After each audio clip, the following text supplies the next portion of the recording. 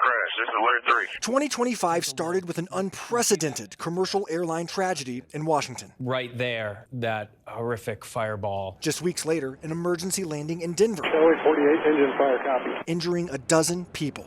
Meanwhile, air traffic control issues. It's at a full-blown staffing crisis. Continue to plague air travel. We've had a lack of investment in infrastructure. We've had a lack of investment in staffing. Christopher Hastings worked as an air traffic controller for nearly a decade, much of his time at the Pueblo Airport Tower. And on any given day, how many lives are in your hands? Oh, thousands. Hastings can't comment on incidents or crashes due to aircraft mechanical issues, but he's willing to explain what's happening during your flight at air traffic control. The facilities are old. I know at Pueblo Tower we had a roof leak that caused one of the tiles to fall down while we were working. At other facilities they've had to deal with asbestos mitigation, flooding. Everyone's working 6 days a week.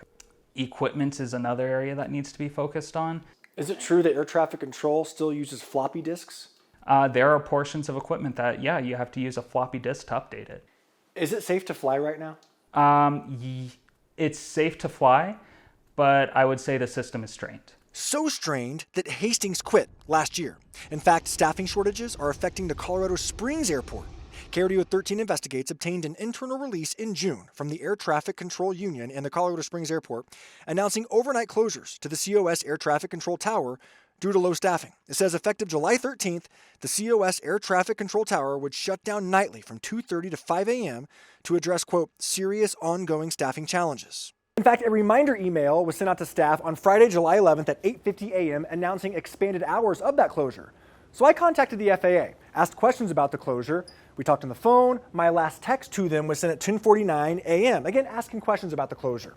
Just 2.5 hours later, by 1:18 in the afternoon, the FAA unexpectedly announced they were canceling that closure at the airport indefinitely. We asked the FAA about the last-second change. They simply said they're still evaluating a proposal to temporarily close the Colorado Springs Air Traffic Control Tower during the overnight shift. So we went to the Colorado Springs Airport. Management here didn't want to go on camera, but they did invite me into their front office, and they allowed me to audio record our conversation. Has the FAA been in communication with you about their shortages and what they're trying to do? So initially, yeah. So that memo essentially came out after conversations with them. This is still a safe operation, regardless if the tower is open or closed. It's common practice within the United States that towers close overnight. The pilot can still broadcast on the frequency. There's just not a controller, you on the other end, to give directions. And the staffing shortage isn't unique. According to this FAA plan just released last week, Denver, Colorado Springs, and the Pueblo Towers are all below their staffing targets. Just naturally, if you are constantly exhausted and fatigued, you're going to make more mistakes. So that is already eroding one layer of safety, which is the controller itself. Without saying any names, do you know for certain where there is an air traffic controller who made a mistake? Maybe they were coping on the job with stimulants or alcohol. Do you know for certain that that's happened here in Colorado? Yes. I do. The men and women that work in air traffic, they're professionals. But there is some truth to there being that within the industry. Despite the air traffic control crisis, 2025 is on pace to be one of the safest commercial flight years in a long time. The U.S. has had 10 commercial flight accidents so far this year. That's according to our count on the NTSB database. However, the data doesn't show all the close calls. KRDO13 Investigates did a deep dive into the Aviation Safety Reporting System database. In March of last year, 2 small planes nearly collided at the Rocky Mountain Metropolitan Airport in Broomfield. A controller reported needing, quote, greater staffing numbers. In September 2021 at DIA, only 3 controllers were on duty instead of the goal of 10, and those 3 controllers were in charge of 114 planes. They requested to lower the workload, but were denied.